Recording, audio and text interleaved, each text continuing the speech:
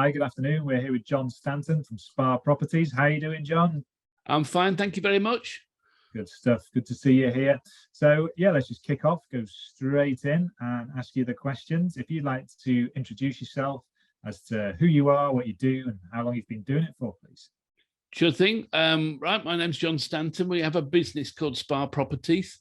Its primary purpose is to help owners of holiday homes make lots of money out of holiday homes without any of the hassle. And the reason why they don't have the hassle is we have all the hassle, and that's what we get paid for, dealing with the hassle. So, and you know, so everything from a disgruntled guest who wants to know that there's somebody there who cares, to somebody losing their keys on 10:30 on a Saturday night. It's my phone that rings, not the owners, because we're here and they're not. Yeah. And yeah.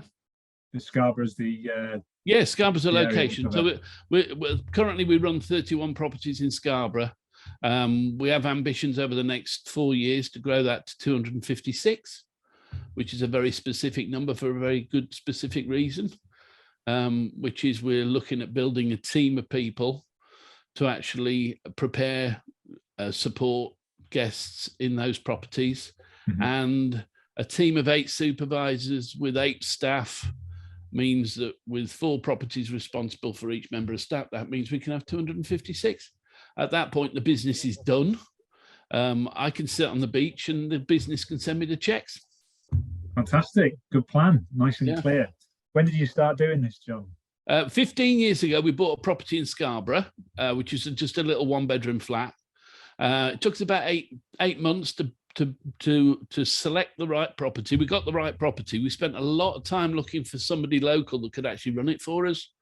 We found somebody on the face of it said they would do that because we lived an hour and a half away. What we actually found when we completed on the sale and actually gave them the keys is that we're tied into a contract with somebody who was perfectly good at getting bookings for us, but not willing to do anything outside office hours and after 5:30 on a Friday. And given the fact most people arrive about 7 o'clock on a Friday or Saturday morning, that wasn't really a fat lot of use. So we spent the first 12 months under that contract doing all the work, and yet she was taking most of the profit. So after about a year, we gave that up and we looked at it and said, well, how on earth are we going to do this then? And I figured we can't be the only people in Scarborough with this problem. So maybe the way to solve this problem is to build a business that actually does do what it needs to do for owners in Scarborough, or more to the point, people who don't live in Scarborough but want to own something in Scarborough. Mm-hmm. So that's what we do. Thank you. And so last 2 or 3 years, something called the pandemic has happened, been going on. How did that affect you guys? What was the biggest impact? Well, it was a bit of a challenge. There was quite a lot of support from the government, which was very good for the sector. So for the owners that we got, they did get grant support that gave them some income that was obviously taxed income as well. But on top of that as well, one of the things we did really from the very beginning was we recognized that the winters were what was going to shape the success of what we did. So we focused on, in a holiday town, typically, you'll get the summer's almost inevitably going to be busy, as it is at the moment. But the winters are where you struggle more. And what you do is you tend to look around for people that require property on a short-term basis. They could be contractors, they could be people working in the town, maybe on a training course. We've got doctors and nurses, with it being a teacher in hospital. So you have the opportunity of getting people in. We used to call it getting through the winter, but over the last 5-6 years, it's ended up being called serviced accommodation. It's a wonderful phrase. And the interesting thing through the pandemic was, with all the hotels and guest houses closed down, if you had a self-catering property, you couldn't run it as a holiday let, but you were actively encouraged to take key workers in. So on top of having the grants, all the owners also had boots on the ground who could actually service key workers in those properties, and consequently did quite well out of it. Actually, it was quite a successful period, which was felt a bit fraudulent. Obviously, it wasn't fraudulent; it's more perfectly legitimate. Yeah. No, yeah, there are lots of business owners we speak to some positives of the pandemic and some negatives. So it's a mixed bag, and I think it's just about making the best of the situation that you have presented to you. So well, I think that's when you're in business, that's what you learn, isn't it? It's what reality is. There's nothing outside yourselves that's going to make a success of your business. Things happen. I've done quite a lot of self-development and whatnot, and I think the first time I heard Simon, Simon, that wasn't, was it? The guy who did 7 Habits of Highly Successful People. Stephen Covey. Stephen Covey, that's the one. I think there was one particular point when he talked about it with you've got all the characteristics that you need to display to be successful. The first of which is obviously putting first things first, taking responsibility for things, having the ability to choose your response to a situation you're in. Yeah. Yes. But ultimately, you can't put first things first, i.e. organize your time into useful activity, unless you know what your end game is. So starting with the end in mind is really, really important. And there was one particular point when I was listening to that, when he said, it's as true for any business as it is for the individual. Now, I was listening to the tape as an individual, and I heard that and I thought, I know exactly what it means. I work in a business that does what it does because it has to do it, but it doesn't know why it's doing it, and it doesn't know where it's going. And that's because we don't have an end in mind. So, if you've got the end in mind, you can organize yourself to do the things. If you take responsibility, be it whichever government's in power, the reality is the situation is where it is. And what you've got to do is look at it and say, what do you do to take the opportunity out of that? Another one, a great one that I've listened to recently was T. Harv Eker's description of being a warrior as opposed to a everyday person. Yeah.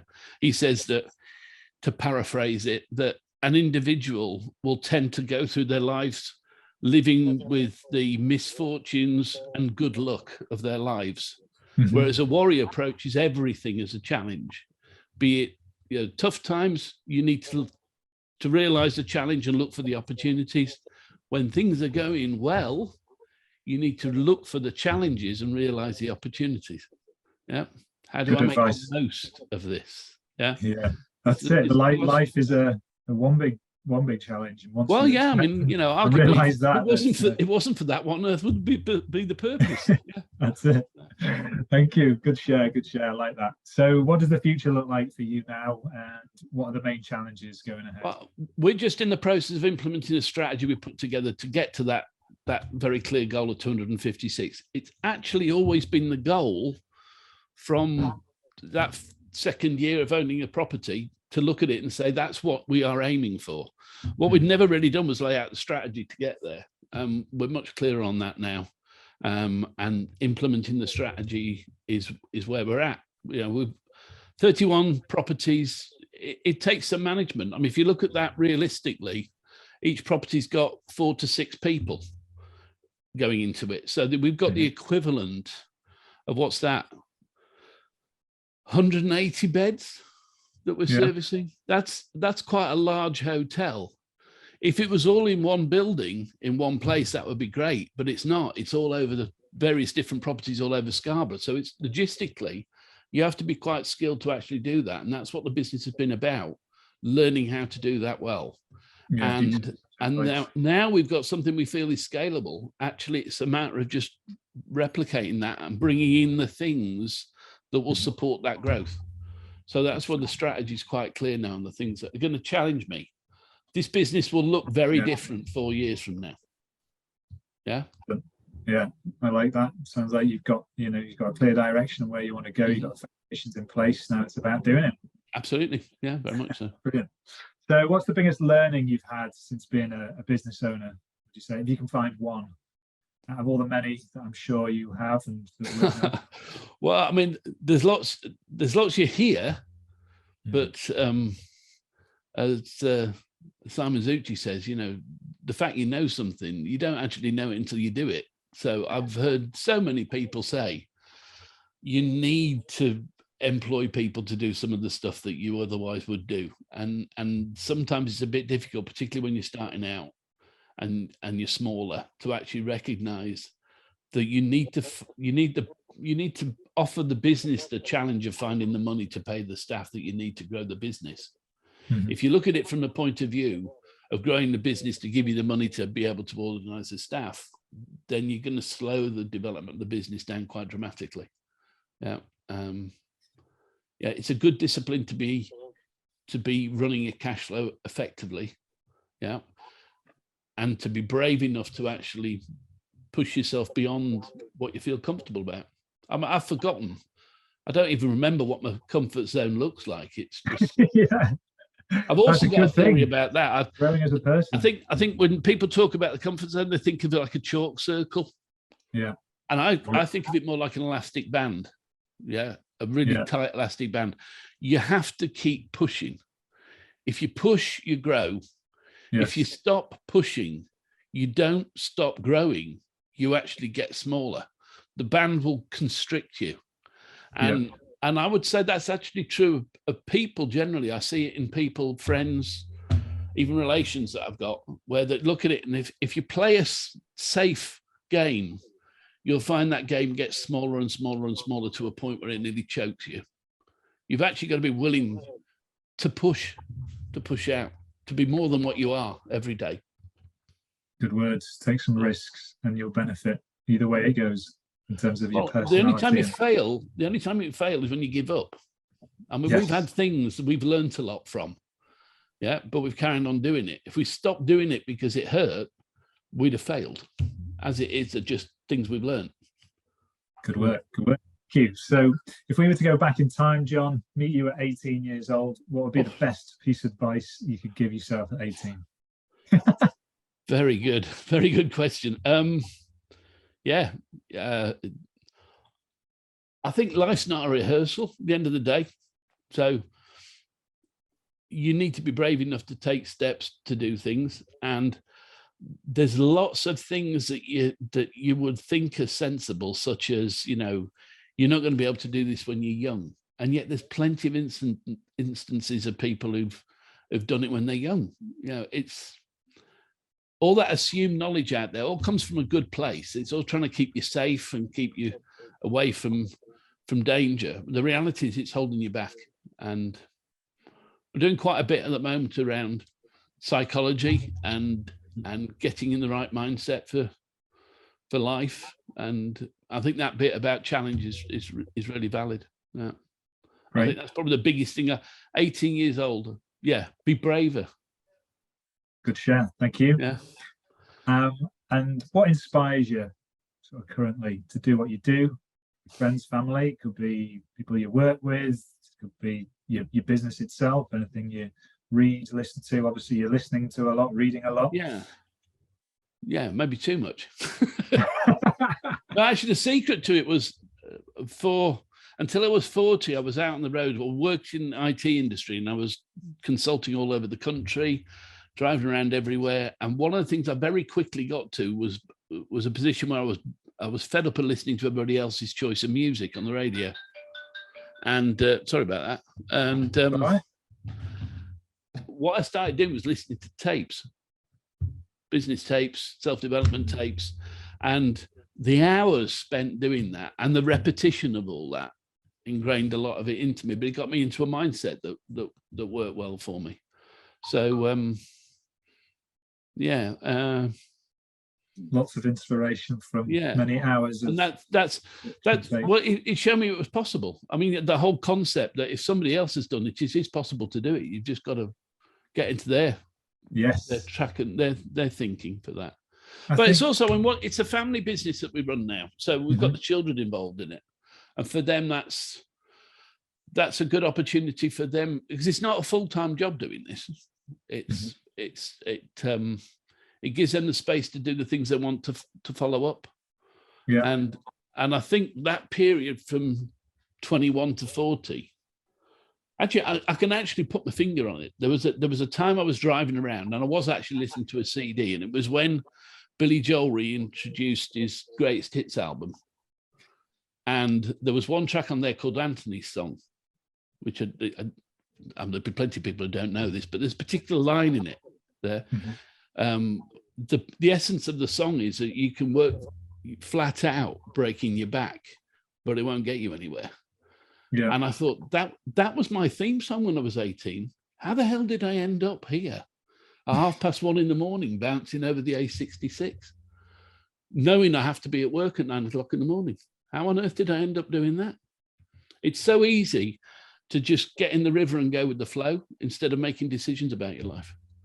And Yes. that was a point at which I started thinking, I've got to make some decisions about this. I've got 2 children who jokingly say to their mother every Sunday, "Who's that strange man you keep sleeping with on Saturday night?" A new man. Yeah. Brilliant. I love that share. Yeah. Thank you.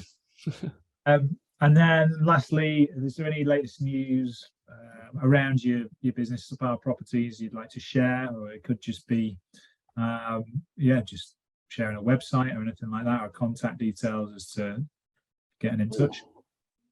Oh, right. For us.